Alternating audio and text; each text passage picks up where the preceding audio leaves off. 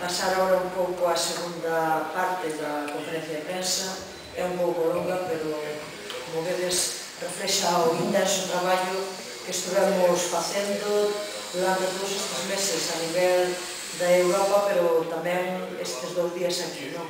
Eu vou facer unha pequena introducción do que vai ser a liña de traballo da Coordinadora Europea a partir de agora, e despois, pois, cada organización tamén falará un pouco da súa liña de traballo, non? Decir, en primeiro lugar, que, bueno, gracias a todo este traballo que se estuvo facendo a nivel de Europa, como Organización Europea, como Coordinadora Europea Vía Campesina, tamén con outras organizacións que as que traballamos no marco europeo, e o traballo que estivemos facendo tamén as organizacións en cada país, en cada estado, pois conseguiuse colocar o problema, a grave crisis do leite en todas as institucións europeas, de tal forma que ahora mesmo pois está a comisión que pensaba aprobar as reformas que aprobou o chequeo médico e darlle carpetazo, está obligada continuamente a estar falando deste tema. O Consello Europeo está tratando este tema, o Consello Agrícola, a Comisión de Agricultura, mesmo o Tribunal de Contas, todas as institucións europeas están obligadas a falar, a responder e a falar da crisis do sector lácteo. E eu creo que esa é a primeira victoria dos labregos e labregas, produtores e produtoras de leite na Unión Europea. A primeira victoria é que esta vez a Comisión Europea tomou unha decisión tremendamente nefasta que nos sumiu seguramente na peor crisis que se recorda no sector lácteo no marco da Unión Europea, e que non puido darlle carpetazo porque estamos situándoa todos os días no debate público e estamos traballando todos os días en búsqueda de solucións.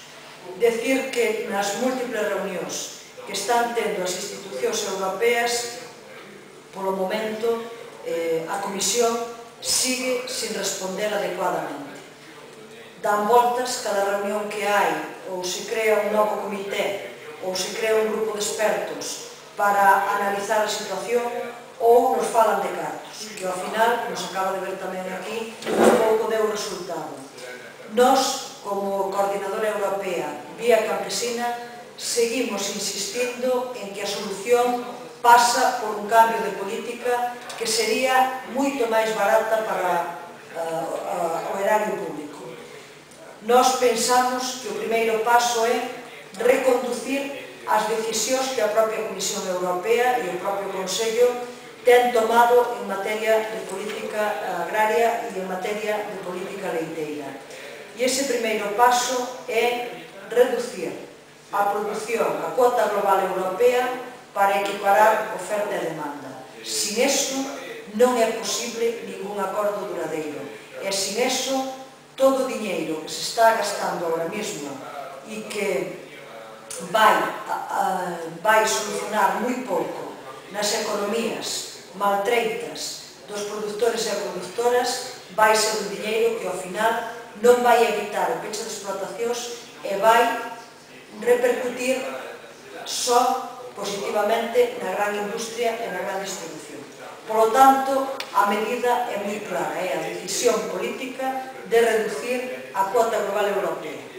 A segunda medida que nós propoñemos é manter o control público da produción para que nunca se volvan a dar estes desequilibrios e, ao mesmo tempo, unha redistribución da cuota entre os produtores e produtoras da Unión Europea e o precio. Precio, establecer precio mínimo que cubra costes e traballo de produción.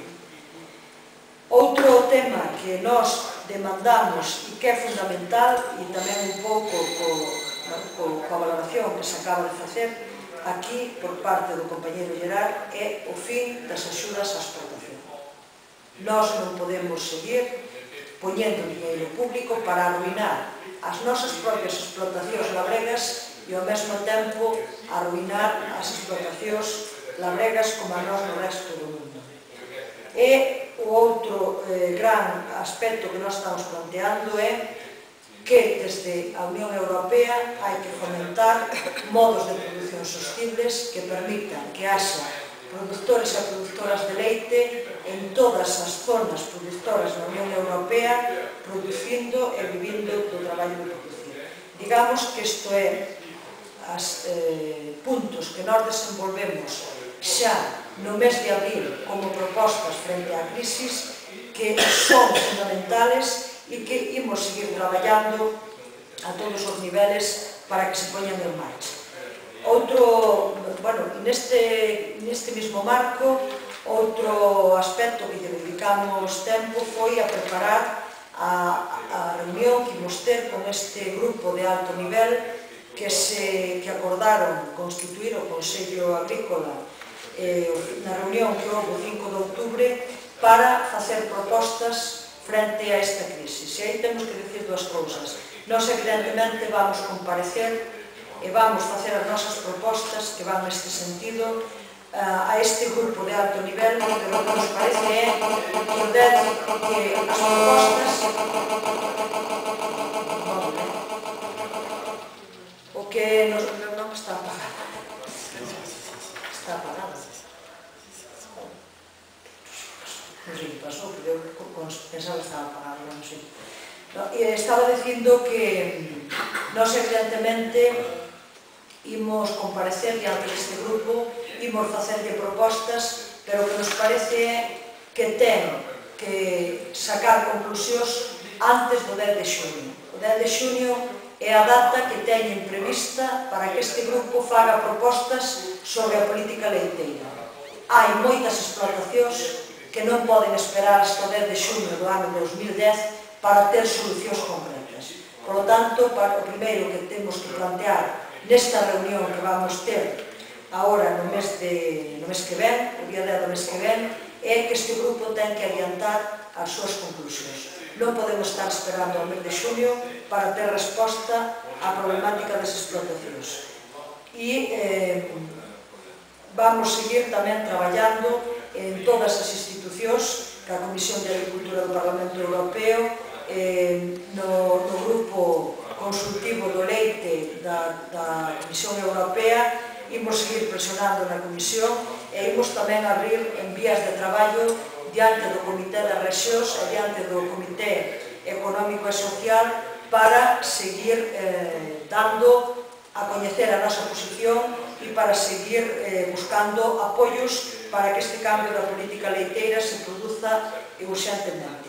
Eu, pola miña parte, nada máis, e deixaría xa a palabra ás organizacións que falaron antes para, un pouco que nos comenten cal vai ser a línea de traballo que se vai seguir en cada país e en cada organización para empuxar todo o mundo no mesmo sentido e provocar este cambio da política leiteira. Claro,